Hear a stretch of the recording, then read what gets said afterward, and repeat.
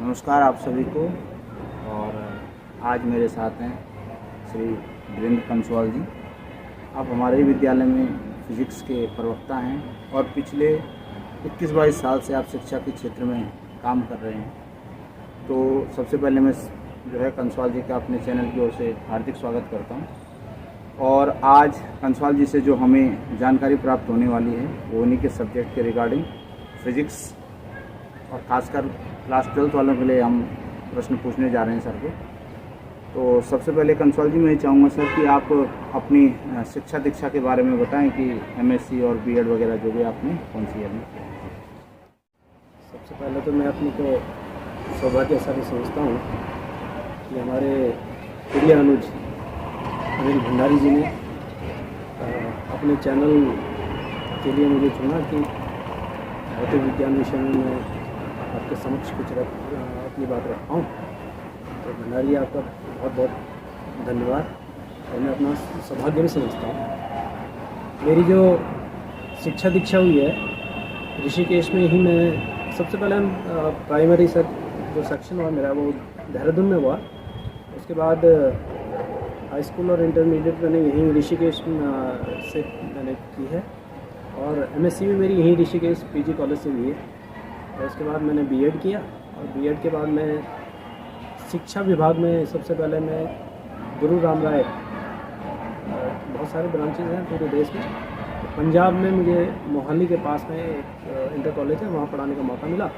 2002 में मैंने प्रारंभ किया था वहाँ पढ़ाना और उसके बाद 2004 में मैंने सुना कि अपने क्षेत्र में यही नगर में सरस्वती विद्या मंदिर आवास विकास में इंटरमीडिएट हो रहा है। तो 2004 से मैं इस विद्यालय में तब से प्रवक्ता पद तक भौतिक विज्ञान विषय देख रहा हूँ। तो सर सबसे पहले छात्रों की कुछ क्वेरीज हैं वो मैं आपसे पूछ लेता हूँ। जैसे मैंने देखा है सर कि जो स्टूडेंट्स हैं, मैं भी खुद एक 12th तक मैं साइंस का स्टूडेंट रहा हूँ, तो बच्चों में फिजिक्स को लेकर एक डर का माहौल रहता है। तो ऐसा क्या आप टिप्स देंगे कि बच्चों को डरने की आवश्यकता नहीं है? फिजिक्स बड़ा रोचक विषय है। वैसे सारे विषय बड़े रोचक होते हैं लेकिन मेरे क्योंकि मैं फिजिक्स मेरा विषय है तो मैं तो कहूँगा कि फिजिक्स बड़ा रोचक है। और इसलिए भी रोचक है कि दैनिक जीवन के जितने भी क्रियाकलाप हैं, आप सुबह उठते हैं टूथपेस्ट जो आप करते हैं वहाँ पर पृष्ठ तनाव और ये सारे जो हमारे फिजिक्स के फार्मूले हैं, फिजिक्स की थ्योरी है वहाँ अप्लाई होती है। तो सुबह उठने से लेकर और रात को सोने तक अगर हम फिजिक्स जोड़ें उसमें तो हमें बहुत सारे क्रियाकलाप मिलेंगे जो फिजिक्स के माध्यम से किए जाते हैं। तो जितने छात्र छात्राएं, और हम तो भैया बहन कहते हैं क्योंकि पारिवारिक माहौल रहता है हमारे विद्यालयों में, तो हम तो कहते हैं कि संस्कार के साथ शिक्षा और शिक्षा के साथ संस्कार, या घर में ही विद्यालय, ऐसी भावना हमारे विद्यालय में रहती है। तो डरने की कोई आवश्यकता नहीं है फिजिक्स में। अगर आप नियमित रूप से, जिस दिन आपका प्रवेश होता है, अप्रैल माह से आपका सेशन प्रारंभ होता है और आप उसी दिन से रूटीन बना लें कि थोड़ा थोड़ा थोड़ा आप रोज़ नियमित रूप से आप अध्ययन करते जाएं और उसको रुचिकर बनाने के लिए डेली लाइफ में समझते जाएं कि कहाँ कहाँ पे इसका प्रयोग हो रहा है और कैसे उसका प्रयोग हो रहा है। अगर आप ये चीज़ें समझेंगे तो आपको विषय बड़ा रोचक लगेगा और रोचकता के साथ आप उसमें आविष्कार भी करना चाहेंगे तो आविष्कार भी उसमें बहुत शीघ्र आप कर। बहुत बढ़िया सर। और चलिए तो थोड़ा बोर्ड एग्ज़ाम के बारे में कि जो सर फिजिक्स का पेपर है बोर्ड में, तो इसमें जो नंबर डिस्ट्रीब्यूशन है वो मतलब क्या रहता है? जी नंबर डिस्ट्रीब्यूशन का ऐसा है सर कि इसमें जो भौतिक विज्ञान विषय है शायद इसलिए इसे टफ कह देते हैं कि इसमें न्यूमेरिकल भी है, तो इसमें मेंटल एबिलिटी भी देखी जाती है और इसमें थ्योरेटिकल पोर्शन भी होता है। तो अगर वैसे जनरली क्या होता है कि 80% अगर थ्योरेटिकल पोर्शन हो और 20% न्यूमेरिकल पोर्शन हो तो बहुत आसान सा माना जाता है वो पेपर। लेकिन कभी कभी क्या होता है कि 70% थ्योरी और 30% न्यूमेरिकल पार्ट बन जाता है तो भी वो ठीक ठाक माना जाता है। लेकिन अगर 65% उसमें थ्योरी और 35% उसमें क्या हो न्यूमेरिकल पार्ट, तो थोड़ा बच्चे उसमें अनकंफर्टेबल महसूस करते हैं, थोड़ा उनके लिए टफ बन जाता है। पर मैं मानता हूँ 80% अगर थ्योरी हो और 20% तो वो सभी बायो वाले जो जनरल फिजिक्स में क्या होता है कि जो हमारे होम साइंस वाले होते हैं 10th में जो है होम साइंस की बहनें होती हैं वो बायो लेती हैं और बायो में उन्हें फिजिक्स पढ़ाना ही पड़ता है, तो उनके लिए थोड़ा सा ये न्यूमेरिकल पार्ट जो है टफ पड़ जाता है। पर मेरे हिसाब से 80% अगर थ्योरी और 20% जब न्यूमेरिकल पार्ट बनता है तो बड़ा इजी हो जाता है बच्चों के लिए। तो बेसिकली मतलब 70 नंबर का इनका एग्ज़ाम में रिटर्न आएगा। जी जी जी। और जो है 15 का इनका 30 मार्क्स का इनका प्रैक्टिकल होता है जी। और 70 नंबर की इनकी थ्योरी होती है। और जो प्रैक्टिकल मार्क्स है सर, लास्ट ईयर से बोर्ड ने कुछ चेंज किया है जी, इसमें। जी। 15 मार्क्स इंटरनल एग्जामिनर जो सब्जेक्ट टीचर होते हैं और 15 मार्क्स जो एग्जामिनर बाहर से आते हैं उनके हाथ में होता है ये। जी, ये जानकारी हम चाहते थे। जी। अगला सर मैं ये जानना चाह रहा हूँ कि जो वीक स्टूडेंट्स हैं, जो कमज़ोर बच्चे हैं, तो मतलब अब आप अगर उनको कुछ टिप्स देना चाहेंगे, कम से कम भैया आप समय तो कम बचा है, लेकिन कुछ ऐसे टिप्स कि कम से कम वो मिनिमम मार्क्स तो कम से कम पासिंग के लायक ला सके, ऐसा कुछ अगर हो तो।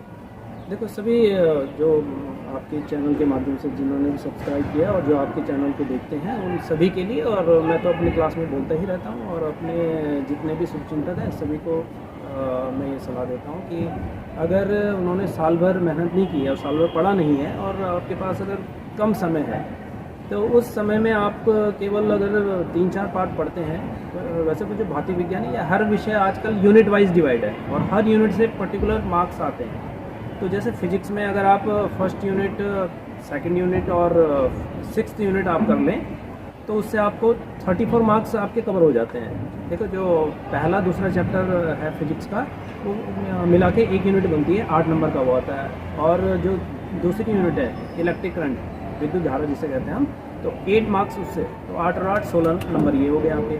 और ऑप्टिक्स जो चैप्टर नंबर 9 और चैप्टर नंबर 10 है ऑप्टिक्स में, वो उससे आपके 15 नंबर का आना है सर। और एक इलेक्ट्रोमैग्नेटिक वेव है, विद्युत चुंबकीय तरंग, उससे आना है आपका 5 नंबर का। तो सर ये लगभग मिलाकर 34 नंबर ये बन जाते हैं। अगर बहुत कम समय है हमारे पास तो हम पहला, दूसरा, तीसरा चैप्टर, 9वां, 10वां चैप्टर अगर ये कर लें तो हमारे पर्याप्त मार्क्स मिल रहे हैं। और 23 हमें मार्क्स चाहिए होते हैं पासिंग मार्क्स के लिए, उससे भी ज़्यादा मार्क्स आपको प्राप्त हो जा रहे हैं। मान लो इसमें भी कुछ टफ अगर क्वेश्चन बन जाते हैं फिर भी 34 है सर, 23 तो कवर हो ही जा रहे हैं। जी जी, बहुत अच्छा आपने बताया उन बच्चों के लिए भी। तो और साथ में जो सर जो बच्चे बहुत अच्छे हैं पढ़ने में, जिनकी बढ़िया तैयारी है, तो उनको क्या ऐसा करें कि अच्छे नंबर उनके जो है बढ़िया जो है अच्छे मार्क्स आ जाएँ?